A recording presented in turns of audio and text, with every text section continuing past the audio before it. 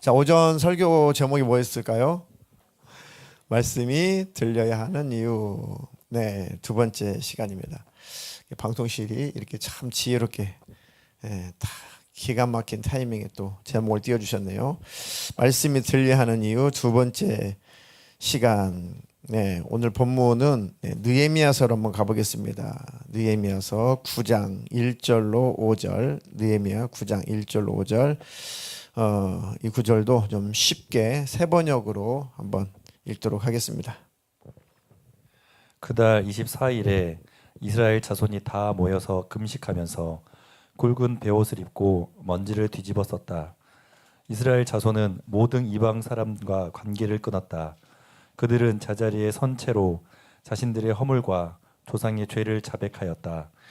모두들 제자리에서 일어나서 낮의 4분의 1은 주 하나님의 율법책을 읽고 또 낮의 4분의 1은 자기들의 죄를 자백하고 주 하나님께 경배하였다.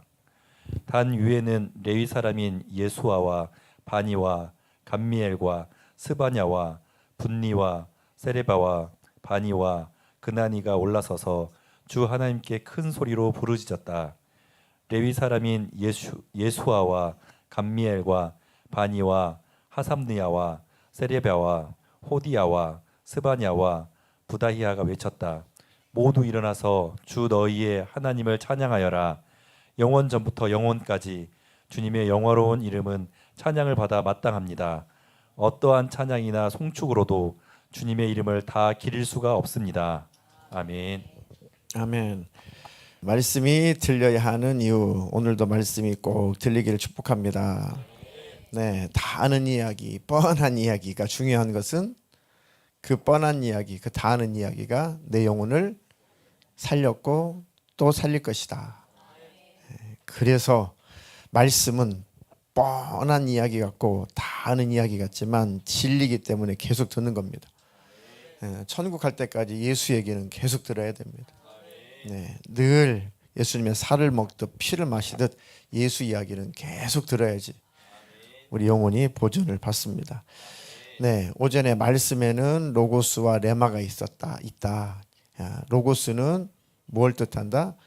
기록된 말씀, 그죠? 보편적인 말씀, 누구나 다 읽을 수 있는 또 깨달을 수 있는 말씀인데, 자, 레마는 또 뭔 뜻이죠? 그러면 그 로고스 말씀이 내게 들려오는 거예요. 내게 주시는 말씀. 기가 막히게. 야, 하나님께서 오늘 내게 이 말씀을 주셨어. 이렇게 표현하잖아요. 혹은 하나님 오늘 내게 이런 깨달음을 주셨어. 내게 이런 음성을 주셨어. 그게 다 말씀 안에, 성경 안에 있으면 다 성령의 역사예요. 네, 말씀 밖에 있는 소리는 다 귀신의 소리일 거고. 야, 하나님께서 오늘 내게 이걸 깨닫게 해주셨어. 이 말씀을 주셨어. 근데 그게 머릿속에서만 깨달아지는 것이 아니라 가슴으로, 심령으로 깨달아지는 거죠. 그래서 하나님의 생각도 느껴지고 마음도 느껴지고 나를 향하신 하나님의 계획도 깨달아지고, 그게 이제 레마를 받았다. 하나님의 말씀이 레마로 다가왔다. 그 말씀이 내 영혼을 살리는 거고 내 영혼을 회복을 시킨다는 거죠. 네, 그래서 그 말씀이 들리기만 하면 회복이 일어납니다. 말씀이 들리기만 하면은 또 삶의 변화도 일어나죠. 네, 천성이라는 것은 바뀌지 않지만 내 천성 중에 단점이 잘 이렇게 다듬어져서 좋은 장점으로 변화가 됩니다. 성품마저도 좋은 성품으로 변화가 되죠. 네, 그러니까 말씀이 참 능력인 것이죠. 네, 오늘 대독해 주셨던 느헤미야 9장은 이런 스토리입니다. 수요일 날 설교를 들으셨던 분들은 좀 이해가 좀 쉬우실 텐데요. 이해가 좀 쉽도록 조금 더 설명을 해드리겠습니다.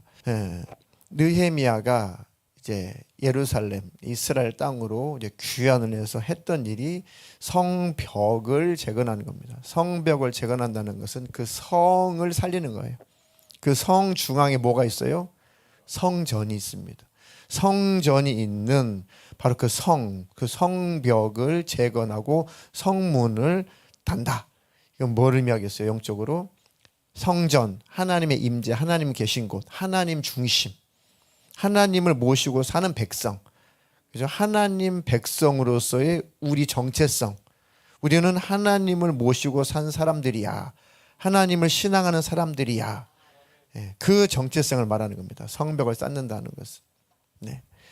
그래서 그 성벽을 쌓는 일에 엄청난 방해가 참 많아요. 많은 모함도 있고 정치적인 또 힘에 의해서 또 그런 어려움도 있고 또 여러 가지 루머를 퍼뜨리고 하여튼 별 가짜 뭐 여기 매수된 그 예언자도 또 공격을 하고 여하튼 참 너무너무 힘겹게 일을 하는데 거기 보니까 하나님의 손이 하나님의 선한 손이 거기 하나님의 직접적인 음성이 다 안 들려요.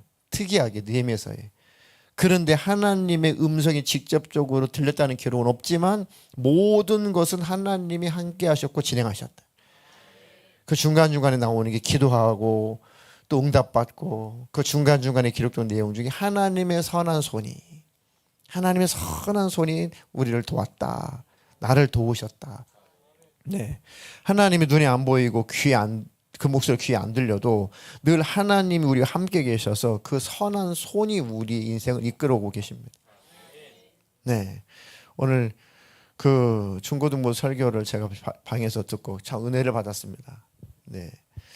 그 산모가 설교를 하는데 이 예화를 이렇게 들어서 얘기를 하더라고요. 네. 어떤 해변가에 분명히 두 사람이 힘겹게 가고 있었는데 쭉 발자국을 쭉 따라가다 보니까 분명히 두 명이었는데 어느새 발자국이 한 사람 발자국만 있었다. 아이들한테 왜 분명히 두 명이 출발했는데 왜 가다 보니까 한 사람 발자국만 있냐 이렇게 물어봤어요. 그러니까 뭐 아이들이 뭐 엉뚱생뚱한 뭐 대답을 뭐 하더라고요. 네. 그 그림 보셨죠? 네. 그게 무슨 내용이죠? 네. 주님이 포기하고 그냥 그만두고 싶었는데 그런 주님 우리를 업고 가셨다는 거죠. 네. 주님께서 우리를 업고 가셔서 주님의 발자국만 있는 거죠. 네. 우리 삶에 하나님이 개입 안 한 것 같은데 뒤돌아보면 하나님의 선한 손이 우리를 붙들고 오신 겁니다. 우리 인도하신 거죠. 그분은 참 우리를 떠나는 법이 없습니다. 네, 하나님을 끝까지 신뢰해 보시기를 축복합니다. 그래서 다 성벽 재건하고 문짝 따는 일이 어마어마한 방해를 하죠. 진짜 어떻게 그런 방해를 뚫고 갔을까? 어쨌든 하나님의 선한 손이 도우셔서 문도 달고 다 완벽하게 다 완공을 했습니다. 얼마쯤 있다가 이스라엘 백성들이 변화가 일어나요. 이 엄청난 방해 속에서도 이렇게 성벽을 완공하고 성에 그런 문짝도 달고 그 모든 과정을 다 뒤돌아 보니까 그래서 뭘 깨달아요? 하나님의 손이 함께 하셨구나 진짜. 한 5km 정도 되는 성벽을 52일 만에 완공을 하잖아요. 그 모든 것들은 하나님이 역사하셨다. 하나님이 개입하셨다. 그러면서 그들이 조금씩 깨달아요. 정말 하나님이 우리와 함께 계시는구나. 그래서 그들이 이제 광장에 쭉 모여서 그때 당시 느헤미야하고 같이 활동했던 그 시기 활동했던 선지자가 하나 있어요. 제사장이면서 율법 박사죠. 에스라라고 하는 그죠? 그런 선지자 그 인물인데 그 에스라는 이미 말씀을 계속 정기적으로 가르쳤어요. 그때만 해도 그렇게 대대적인 변화가 안 일어났습니다. 조금의 변화밖에 안 일어났어요. 그러니까 느헤미야가 이렇게 도와주고 느헤미야가 공동체를 형성해주고 이렇게 함께 협력을 해주니까 이게 그 시너지 효과가 있어가지고 영적으로 이스라엘 백성들이 쫙 광장에 모여요. 드디어 이제 에스라 선생님 우리에게 말씀 좀 들려주세요. 자원하는 것은 처음이에요. 모여라 레이 지파들 그 레이 족속들을 보내고 제사장 보내서 곳곳에 파송해가지고 아무리 말씀 가르쳐준다 해도 그렇게 뭐 자원해서 말씀 배우지 않더니 이제 뭔가 느꼈는지 이제 자원해서 에스라 앞에 나온단 말이에요. 에스라 선생님 우리에게 말씀을 좀 가르쳐 주십시오. 말씀이 너무 듣고 싶습니다. 그때 성경책이 없었으니까 한 사람이 읽어줘야지만 그 소리를 들어야지만 성경을 알 수 있을 때니까 우리에게 좀 말씀을 낭독해 주십시오. 말씀을 낭독해 주십시오. 그래가지고 에스라가 높은 그 단 위에 올라가서 몇 시간 동안 그 낭독을 해요. 네, 한 6시간 이상을 큰 소리로 낭독을 합니다. 또 에스라는 또 얼마나 기뻤을까요? 6시간 동안 서서 마이크도 없이 소리 져서 막 일제히 모였다고 그랬거든요. 일제히 많은 사람들이 모였으니 그 사람들이 다 듣도록 이 마이크도 없이 스피커도 없이 막 큰 소리를 내어서 이 낭독을 했을 거 아니에요. 교독도 할 수 없는 게 지금 이 청중들은 아무 성경책도 없는 시대니까 혼자서 이것은 낭독을 해야 되잖아요. 신나서 6시간 동안 낭독을 합니다. 근데 성경 구약성에 뭘로 기록되어 있어요? 히브리어죠, 언어가. 근데 그들은 이미 아람어에 익숙한 사람들이고 그때 공용어가 아람어니까 그들이 대대로 히브리어로 공부를 할 수 있었겠지만 그래도 그건 일상 용어가 아니기 때문에 참 듣는 게 쉽지 않죠. 그리고 그 수백 년 전에 기록한 이 성경이기 때문에 이게 고어잖아요. 옛날 문체잖아요. 그래도 익숙하지도 않죠. 영어도 시대가 바뀌어서 옛날 영어가 있는데 영어 선생님도 모르더라고요. 뭔 뜻인지. 단어조차도 다 생소해가지고. 이것처럼 히브리어는 히브리어인데 잘 이해가 안 돼. 그래가지고 또 이것을 곳곳에 돌아다니면서 아는 사람들이 해석을 해주고 통역을 해주고. 근데 그런 열악한 상황인데도 들렸다는 거죠. 왜 들렸다고요? 사모하니까 들렸다는 거예요. 그래가지고 그들이 물론 성령님의 역사죠. 말씀을 듣고 어떤 반응이 일어나요? 울고 불고 회개하고 통곡하고. 그러니까 오히려 지도자들이 괜찮아 울지 마 너희들이 하나님께로 돌아왔으니 이날은 하나님의 날이다. 거룩한 날이다. 그러니까 이제 마음껏 마시고 또 나눠 먹고 즐기고 우리 함께 하나님을 찬양하자 하면서 위로를 해주죠.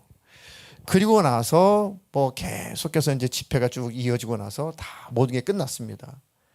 끝났는데 그 마음의 부흥의 불씨가 사라지질 않는 거예요. 그리고 나서 며칠이 지났는데 또 이들이 또 모여요. 또 모입니다. 초막절도 지나고 나서 3일이라는 시간이 더 지났습니다. 그때 모여서 지금 대독해주신 9장 1절이 그 내용입니다. 그들이 그날 24일에 지금 집회 다 끝나고 지금 3일이 지났어요. 지금 21일 날 다 모든 집회 끝났어요. 일주일간 부흥회 했는데 지금 부흥회 다 끝났어요. 지금. 그리고 3일이 지났어요. 작심 3일. 부흥회 끝나고 3일이면 다 끝나죠. 마음이.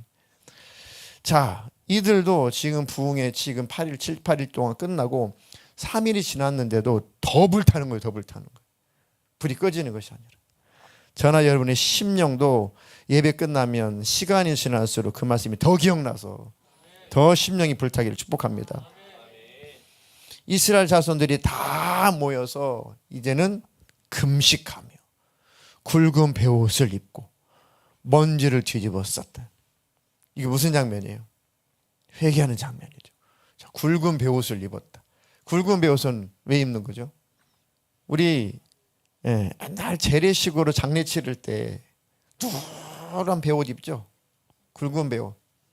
삼베옷 입잖아요. 누런 거. 새끼로 허리띠하고 모자도 쓰고 하여튼 막 그렇게 합니다. 그건 뭐예요? 돌아가신 분 앞에서 이거는 이제 그 얘기죠. 지금 성경 그게 옳다는 건 아니에요. 그런 전통이.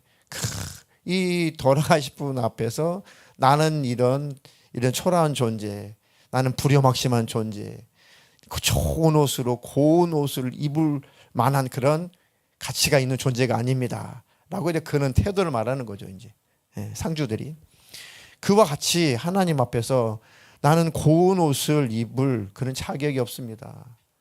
나는 이렇게 험악한 옷을, 이런 초라한 옷을 입고 살아 마땅한 그런 존재입니다. 그걸 고백하는 거죠. 죄인의 모습. 그리고 이제 나는 먹을 가치가 없어요. 먹어야 될 이유가 없어요. 금식한다는 것은 죽음이에요. 죽음. 나는 죽어 마땅한 존재예요.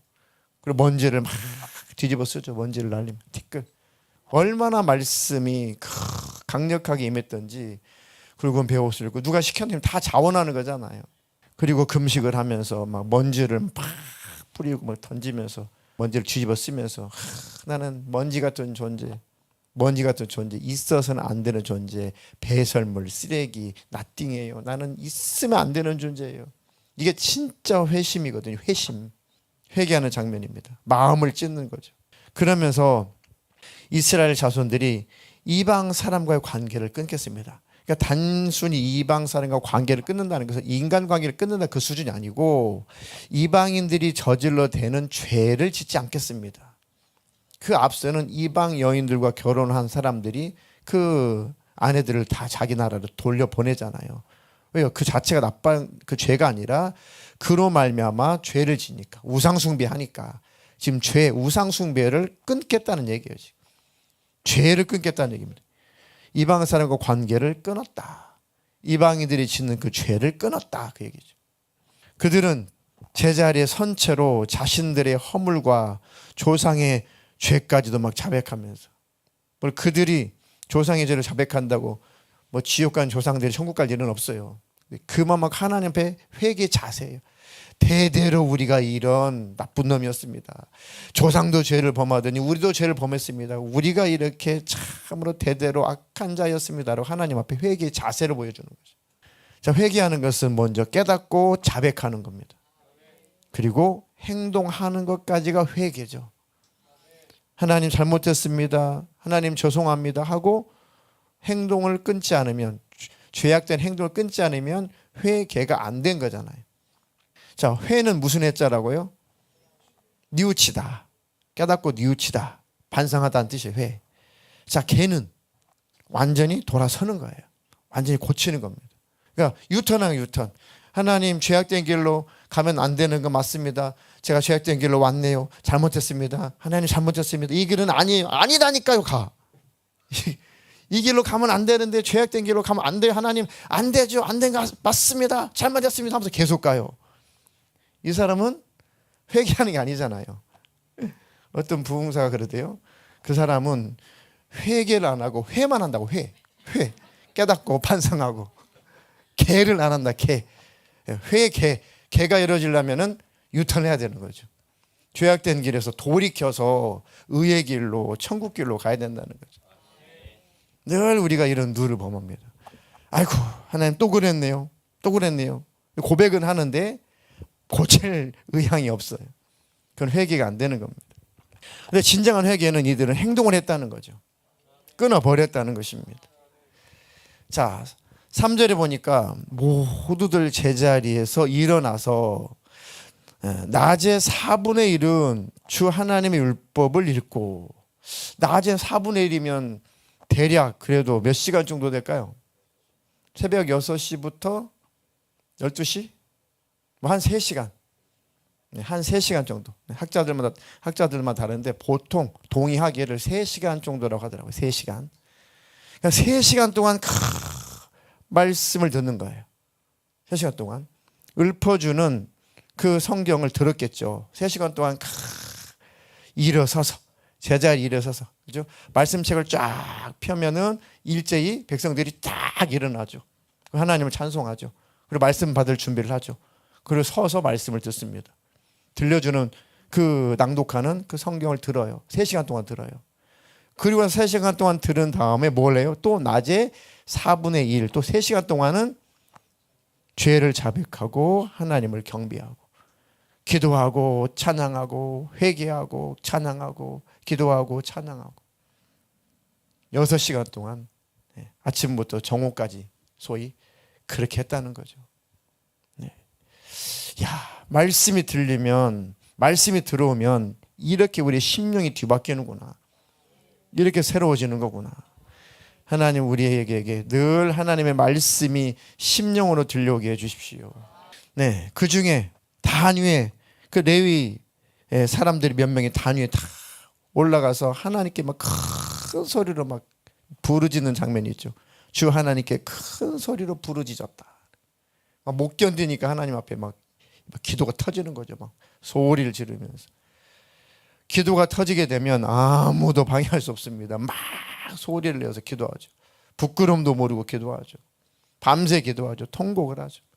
지금 성령님이 엄청난 역사를 하고 계시는 거죠. 네.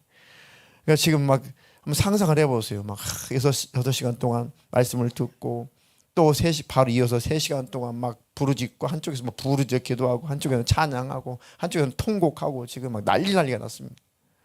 또 레위 사람들 중에 여러 사람들이 또 일어나서 막 못 견디니까 일어나가지고 모두 일어나서 주 너희 하나님을 찬양하라. 우리 하나님을 찬양합시다. 소리를 지르면서 하나님을 송축합시다. 주님의 이름을 다 기릴 수가 없습니다. 그러니까 그 하나님을 말씀으로 경험하니까 그 하나님의 임재 앞에서 못 견디는 거예요. 야, 나도 말씀이 늘 이렇게 들렸으면 좋겠다 하시는 분 아멘. 네, 얼마나 행복했을까요? 그죠? 그 순간 얼마나 행복했을까요? 하나님, 우리 교회도 매주 이러면 못 견디니까 자주 이런 일이 있게 해주시고, 되도록이면 매주일마다 있게 해주세요. 꼭 수련회만 기다릴 것이 아니라 네. 지난 수련회가 좀 연상이 되지 않아요? 이 장면이. 네. 어떤 분은 지난 수련회를 기점으로 해가지고 자기는 확 변화됐다고 하시는 분들 계십니다. 그렇죠? 그 모든 것은 성령 하나님이 역사를 하신 거죠. 그 말씀이 들리면, 말씀이 심령 안에 임하면, 레마로 들리면 무슨 역사가 일어나요? 보니까 먼저는 회개가 터져요. 제일 중요한 것은 회개가 터지는 겁니다. 회개가 먼저 터져야 돼요. 회개만 터지면 나머지는 그냥 쭉쭉쭉쭉 다 연결되어 있습니다. 회개 터지면 하나님이 선명해지죠. 심령이 회복되죠. 신앙생활이 회복되죠. 하나님과의 관계가 회복되죠. 그러면 회개 터지고 하나님 관계가 회복되고 하나님의 마음이 임하면 당연히 위로 회복되면 땅에서는 그냥 회복되죠. 그러면서 막 사람과의 관계도 회복이 됩니다. 그냥 그렇게 원수였던 사람들은 이제 더 이상 원수가 아니고, 그게 바로 말씀이 역사할 때 일어난 일입니다. 가정이 회복되죠. 이웃과의 관계는 당연히 회복되죠. 그리고 교회, 셀, 공동체가 회복되고 교회 전체가 회복되고, 그러면 내 인생은 더블 회복되는 것입니다. 그러면 하나님 말씀이 임하고 회개가 터지면 이제는 결론은 내 인생 역전이 시작되는구나. 그래서 마귀라는 놈은 그렇게 말씀에 은혜받지 못하게 하는구나. 그렇게 못 듣게 하는구나. 말씀만 들어오면 내 삶은 변화된다. 복주소에 하지 않아도 하나님께서 복을 부어주신다. 하나님, 이렇게 말씀이 들려오게 해주십시오. 찬송가 중에 나 같은 죄인 살리신 그 찬송이죠. 어메이징 그레이스. 너무너무 유명하고 부를 때마다 은혜가 되잖아요. 가사도 은혜가 되죠. 이 작사자 이름 혹시 아세요? 존 뉴턴인데, 예, 과학자 뉴턴이 아니고 이름만 똑같은 뉴턴이, 영국 사람이 또 거기다가. 이 사람이 얼마나 악한 사람이었냐면, 이 사람이 그 노예상 있죠, 노예상. 1700년대 그 노예상, 그러니까 노예를 저 아프리카에서 노예들을 실어가지고 뭐 곳곳으로 이제 파는 그 노예상의 선원이었어요. 선원, 배의 선원이었습니다. 근데 얼마나 악명이 높았냐면, 또 이 사람이 또 해군 출신이었는데 이 군생활을 할 때도 얼마나 저 동료들이 질려버렸냐면은, 얘는 근처도 안 가고, 얘는 소위 개야, 개. 별명이 개. 그리고 어떤 별명이 붙었냐면, 얘는 그때만 해도 그래도 이제 뭐랄까요, 1700년 되니까 그래도 이제 기독교 문화 안에 있는 거죠. 영국이라는 데가 신성 모독자라는 별명이에요. 그렇게 하나님 욕한대요. 늘 하늘에 삿대질하고 막 술 엄청 먹고 별짓 다 하고 막 개. 그리고 나서 이제 또 자기가 해군이어서 그랬는지 또 배를 타면서 이랬는데, 노예를 실어나는 그 배의 선원으로 근무를 했어요. 얼마나 승질이 더럽냐면, 그 이제 아프리카 노예 말이 안 통하잖아요. 그러니까 그냥 무조건 이 큰 책찍을 갖고 다니면서 무조건 패는 거예요. 분풀이 하느라고. 그러다 노예가 죽잖아요.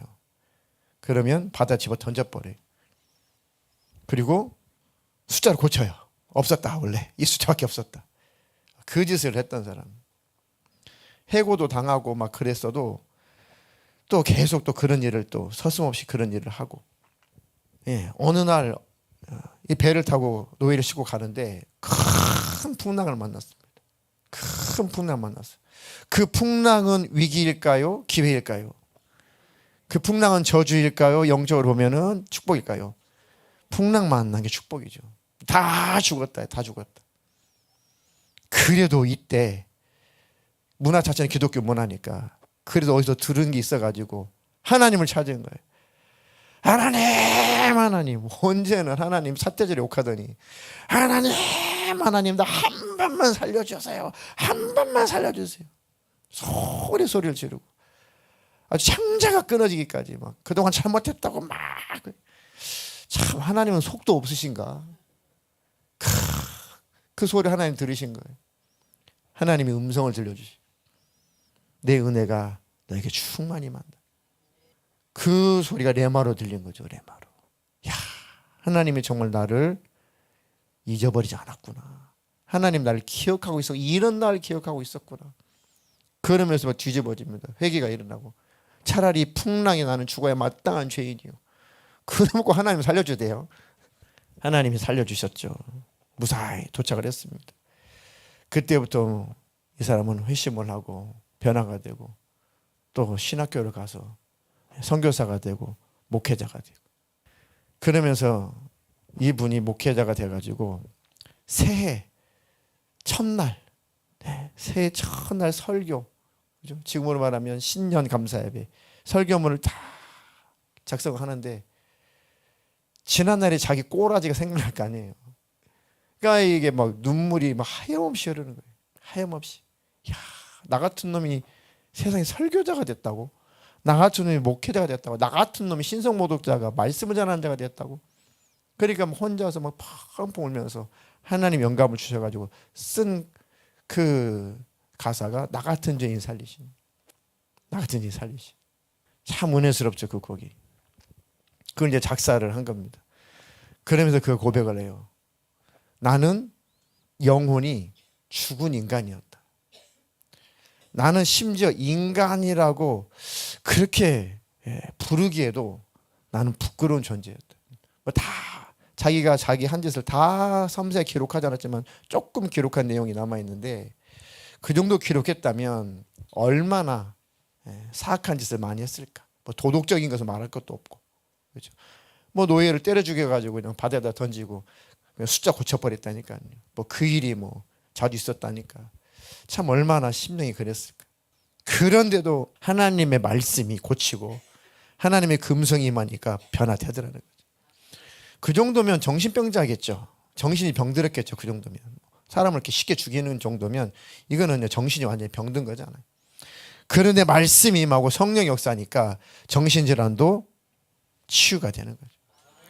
분명히 상처가 있어서 정신질환이 왔을 거예요. 상처가 치유가 된 거예요. 전인적인 치유가 일어나는 거죠. 그래서 말씀은 늘 들려와야 된다.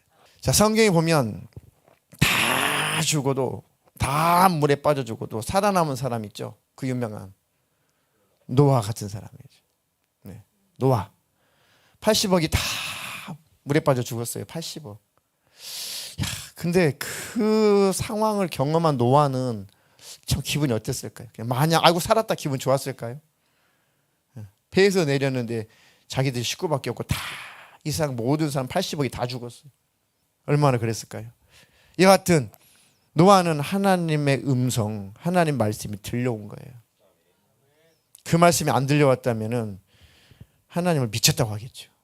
어떻게 이 많은 사람 다 죽여요? 하나님, 이 80억 인구를 다 물로 수상시켜 죽인다고요? 아, 이거 하나님 음성 아니다, 이거. 내가 뭔가 지금 미쳤다, 지금. 이거 귀신이다, 막. 예수님으로 떠나가라. 근데 노아는 선명하게 하나님의 말씀이 들려온 거잖아요. 그래서 한 80년 동안 배를 짓잖아요. 전 재산 다 들여서. 모든 시간, 노력, 전 재산 다 들여서 방주를 짓습니다. 아무것도 남아나는 것 없이 방주만 지었어요. 방주만. 손해본 것 같죠? 그죠? 모든 인생 다, 모든 재산 다 해서 방주 지었는데 뭐 방주 지었다고 그게 먹여 살려주나요? 아니요. 나와보니까 온 세계가 누구 거예요? 네? 온 우주가 자기 거 아니에요. 이해됩니까? 다 죽었어요 지금 80억. 누가 땅 주인이 어디 있어요 지금? 그 모든 게 다 자기 거 아니에요. 그런 부를 얻으라는 얘기가 아니라 하나님의 음성을 들으면 영육 간에 산다. 하나님 역사를 하신다. 아브라함도 잘 저 갈대아우르, 그죠? 그 지금의 바벨론, 저 이라크 지역이죠. 거기 잘 먹고 잘 살았어요. 아버지 덕분에. 아버지가 우상 같은 것을 만들어서 내다 팔고 그런 일 했기 때문에, 당신 우상에 성행했기 때문에 그 우상 장수하면 잘 먹고 잘 살았습니다. 잘 먹고 잘 살고 사회적인 지위도 있는데 하나님이 부르잖아요. 네 본토 친척 아버지 집을 떠나서 내가 지시할 땅으로 가라. 그 목소리가 들렸다는 게 복이죠. 그 목소리를 따라간 거잖아요. 누구의 조상이 됐어요? 이스라엘 백성들의 조상이 된 겁니다. 믿음의 조상이 된 거죠. 히브리인 하면 아브라함부터 시작되는 겁니다. 이스라엘의 조상 아브라함, 믿음의 조상 아브라함. 아브라함을 이 혈통을 통해서 누가 오세요? 예수님이 오시는. 예수님이 그 오시는 그 일로 아브라함이 쓰임을 받는 거죠. 쭉 시대를 건너뛰어서 바울이라는 사람은 또 얼마나 또 잔혹했어요. 초대 교회 시대 때 운봉에도 가가지고 바울이 사울 전에 엄청 핍박했어요. 운봉에는 교회 다 무너뜨리고, 사울이 변화되기 전에 저 운봉까지 가가지고 얼마나 교회를 많이 무너뜨리고 얼마나 많은 성도들을 고발하고 했는데요. 그런데 이 사울이 하나님의 음성, 예수님의 음성이 들려요. 사울아 사울아 네가 어째 나를 핍박하냐. 누구십니까? 네가 핍박하는 예수다. 다른 사람들은 들렸어요 안 들렸어요? 우레소리를 번개서 우레소리. 무슨 이렇게 무서운 우레소리가 들리지? 그들은 안 들렸는데 바울은 들린 거예요. 들리면 변화가 되는 겁니다. 다른 사람들은 안 들려요. 바울은 들려요. 말씀이 들리기만 하면 이런 인간도 바뀌어요. 교회를 무너뜨리고 스데반이 죽는 일에 바울이 죽인 거예요. 스데반 누가 죽였어요? 결국은 바울이 죽인 거예요. 이해되시죠? 네. 그런 자인데 하나님의 말씀이 들어오니까, 그 음성이 들려오니까 심령이 변화가 되더라. 베드로가 막 목숨을 걸고 막 설교를 하죠. 성령이 충만해서. 그전에는 막 이 제자들이 도망가고 숨고 예수님처럼 죽임 당할까 봐. 그랬다 성령이 충만하니까 죽이려면 죽여라. 막 예루살렘 큰 거리에 돌아다니면서 막 외치며 전도를 하죠. 너희들이 죽인 그 예수가 부활했다. 그분이 바로 그 메시아다. 그 하나님이다. 그는 신성모독죄로 끌려가서 또 십자가에 매달려 죽어야 돼요. 베드로가. 그러거나 말거나 막 복음을 전하죠. 그런데 놀랍게도 그 소리가 들린 사람이 있어요. 그 소리가 안 들린 사람은 죽이려고 하고, 그 소리가 들린 사람은 하루에 3,000명씩 5,000명씩 영혼이 살아난다. 말씀이 들리기만 하면 살아나는구나. 하나님 말씀이 내게 늘 들려오게 해주십시오. 내 말을 들려오게 해주십시오. 하나님의 말씀이 우리는 들려왔고, 복음이 들렸고, 우리는 예수를 믿게 되었고, 우리는 자녀가 되고 구원받았습니다. 근데 문제는 뭐예요? 그럼에도 불구하고 왜 계속 복음을 들어야 돼요? 그럼에도 불구하고 왜 말씀을 계속 들어야 돼요? 말씀을 왜 계속 묵상해야 돼요? 우리 구원 받았는데 왜 계속 말씀을 가까이 해야 되냐고요? 네, 우리의 마음은, 우리의 심령은 내버려 두면 딱딱하게 굳어지고, 우리의 마음을 내버려 두면 온갖 잡초가 우거져요. 수많은 잡다한 생각들이 막 공급이 되죠. 그리고 우리 마음은 잘 갖고 와야 돼요. 내 마음속에 그 더러운 악한 감정, 부정적인 감정의 잡초들이 막 우거지죠. 어떤 일들 통해서, 사건을 통해서. 그러면 또 마음을 갖고 와야 돼요. 마음밭에 이 잡초들을 뽑아내고 깨끗이 정리를 해야 됩니다. 내버려두면 내 마음을 잡초가 지배해요. 그 밭은 쓸모가 없습니다. 그 말씀 또 안 들어와요. 타락하는 길로 갑니다. 그래서 말씀은 내버려두면은 온갖 잡초가 우거져요. 그래서 마음은 내버려두면 안 되고 늘 내 마음을 갖고 와야 돼요. 아름답게 갖고 와야 됩니다. 아름답게 가꿀 수 있는 것은 늘 진선미, 요 세 개를 가까이 해야 돼요. 자, 우리 마음을 가꾸고 우리 인생을 가꾸는 것은 진선미를 가까이 하는 거다. 제가 이제 중보기도실 직분자고 모여서 그 얘기했어요. 자, 진, 선, 미. 미스코리아 진, 선, 미를 말하는 게 아니에요, 지금. 네. 자, 진, 선, 미를 창조하신 분 누구예요? 하나님이죠. 하나님은 가장 진실하신 분. 하나님만 진리의 말씀을 주시는 분. 하나님만 최고로 선하신 분. 하나님은 가장 아름다운 분. 하나님이 지으신 모든 세계는 다 아름답습니다. 마귀가 만든 것은 다 파괴적이고 다 더럽습니다. 그러니까 하나님을 가까이 하는 것. 그 하나님 가까이 하는 것이 진선미를 가까이 하는 것입니다. 그럼 하나님 가까이 한다는 것은 말씀을 가까이 하는 것입니다. 말씀 안에는 진선미가 다 들어있습니다. 그것이 안병도 고쳐요. 네. 그 사역을 하시는 분이 안식교인이었다가 확 개종을 해가지고 기독교인으로 바뀐 지금 한 80 몇 세신데 이상구 박사님이 저 설악산에서 센터 건강센터 지어가지고 그 세미나하고 계시잖아요. 안식교. 저 미국에서 엄청나게 의사로서 돈 많이 벌고 떵떵거리고 살고 근데 안식교 교리 때문에 몸도 죽고 가고 영혼도 죽고 가요. 안식교 교리는 아주 극악무도한 율법주의 구원이거든요. 그러니까 도무지 평안이 없는 거죠. 몸도 주고 가. 의학 박사인데 미국에서 돈 많이 벌었는데 그러다 복음을 만나요. 회심을 합니다. 병도 고치고 심령도 고치고 한국에 와가지고 치유센터를 하죠. 의사가 버리는 환자들이 많이 와요. 그 복음을 전합니다. 이걸 외쳐요. 진선미를 가까이 해라. 진선미 그 진선미가 예수다. 그게 말씀이다. 그게 구원이다. 막 가르쳐요. 그러다가 예수 몰랐던 사람들이 의사가 이제 포기했던 말기암 환자들이 듣고 나서 복음을 깨달은 거예요. 아이고 지금 죽어도 예언이 없습니다 했는데 이런 사람들 꼭 살더라니까요.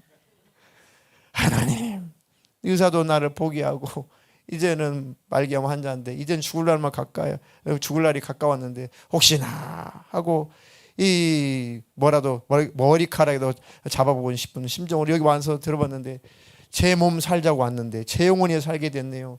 하나님 저는 죽어도 예언이 없습니다. 그때 이 말기암 환자가 살아나버린 거예요. 예. 검사했더니 암이 다 사라진 거예요. 예. 그러면서도 수년 동안 10여 년 동안 지금도 사역을 하고 계시는데 물론 암 환자들이 뭐 100% 다 고쳤다 그건 아닌데 그런 일들도 일어날 만큼 하나님의 말씀은 능력이 있다는 것이죠. 복음의 능력이 있다는 거죠. 그러니까 진선미를 강조하시더라고요. 진선미. 그 심볼 맞고도 진선미인데 그 진선미를 가까이 하게 되면 우리 심령이 살아난대. 말씀이 진선미에 아주 응축된 능력의 말씀이다. 자, 히브리서 6장 7절 8절 다 같이 한번 읽어볼까요? 세 번역으로 시작.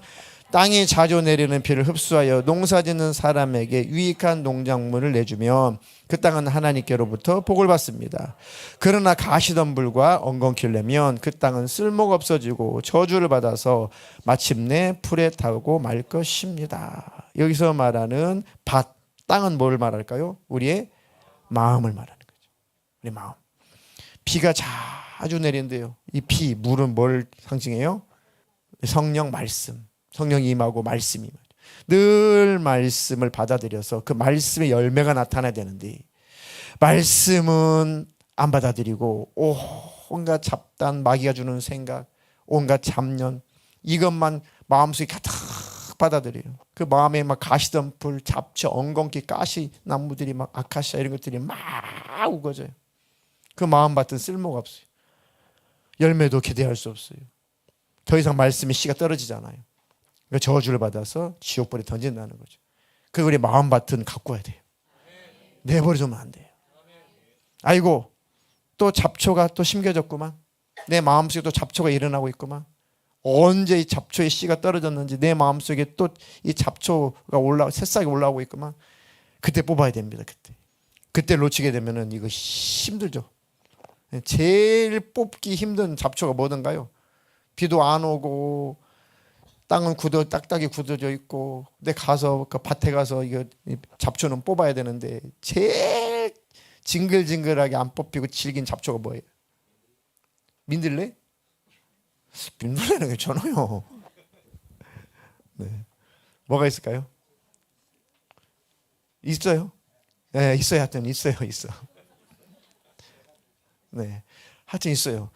왜? 우리 동네는 그 풀 이름이 바라구라고 해요. 바라구.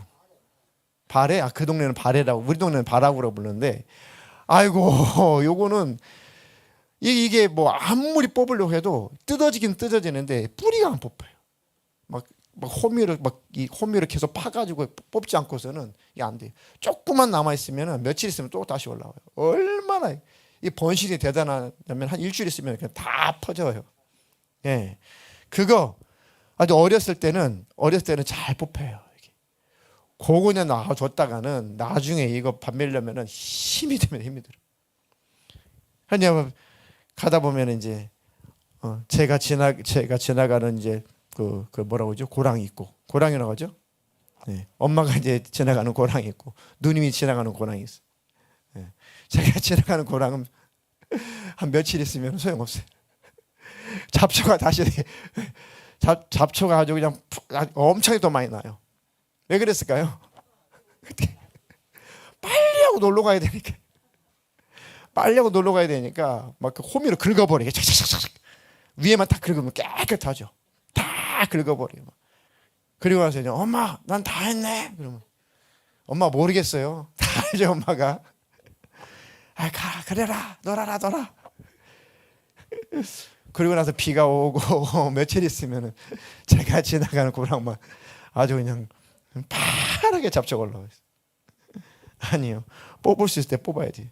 그는 누가 와서 누가 매야 돼요? 내가 매야 돼요. 또 가서 엄마가 네가 했던 거 네가 가서 매라. 그러면 야구 못 하고 또 공 못 차고 가서 또 뽑아야 돼. 그러니까 이 마음의 잡초는 이 싹이 날 때부터 빨리 뽑아버려야 돼. 그래야지만이 아주 내 인생에 평화로움이 찾아올 것입니다. 이 말씀을 제가 메모를 해놨어요. 죄의 습관을 끊고 싶을 때, 왜 이 죄의 습관 왜 안 끊어질까? 어떻게 하면 끊을 수 있을까? 이걸 어떻게 안 할 수 있을까? 막 고민하고 집중하잖아요. 그런다고 도움은 되겠지만 그런다고 그 죄의 습관에서 벗어나지는 못해요. 그런다고 고민한다고 되는 게 아닙니다. 우리는 죄와 싸우긴 싸우죠. 근데 사실 우리가 죄와 싸워서 이길 수 없습니다. 죄와 싸워서 이기는 게 아니고 그 죄를 짓지 않을 만한 능력이 들어와야 돼요. 아이고, 이 죄를 어떻게 끊지? 죄를 어떻게 안 짓지? 이거 어떻게 싸워서 이기지? 막 고민하고 집중하면 사실은 지쳐요. 나는 안 되는구나. 오늘도 싸워봤는데 안 되는구나. 그런데 하면 안 되는데 끊어야 되는데 이런 생각에 집중하기보다도 차라리 내가 이 시간에 뭘 하지, 뭘 안 하지에 집중하지 말고 무엇을 할까에 집중하세요. 무엇을 할까? 그게 바로 예배고 기도고 말씀이더라고요. 그럼 내가 더 예배에 집중해봐야겠다. 내가 더 성경에 말씀에 집중해봐야겠다. 내가 더 기도하는 데 집중해야겠다. 그러니까 무엇을 안 할까에 집중하지 말고 뭘 할까에 집중하는데 뭘 해야 돼요? 예배하고 말씀 보고 기도하고 이 일에 시간을 더 투자해보라는 거예요. 그전보다. 그러면 그 예배를 통해서 기도를 통해서 말씀을 통해서 심령에 힘이 생겨요. 그럼 그 죄는 싸우는 게 아니라 내게서 멀어져요. 그 죄가 싫어져요. 그래서 죄는 뿌리째 뽑혀나가는 겁니다. 죄와 싸워서 이기는 게 아닙니다. 죄를 거절할 수 있는 힘이 생겨야 돼요. 죄가 싫어져. 아유, 내가 왜 이딴 걸 좋아했지? 이게 뭐라고 이거 붙잡고 있었지? 그러니까 그 죄가 징글징글하고 죄가 싫어져요. 이건 진짜 죄가 끊어져 버리는 겁니다. 죄에서 멀어지는 겁니다. 예, 마음의 고통, 또 마음의 어두운 감정, 이거 어떻게 해결하지? 이거 어떻게 다 지우지? 이거 어떻게 회복하지? 그런 고민에 집착하지 말고 말씀을 집중해 보십시오. 기도에 차라리 집중하십시오. 그런 감정들도 다 어느새 사라져 있더라. 그렇게 승리하시기를 주님의 이름으로 축복합니다. 축복합니다.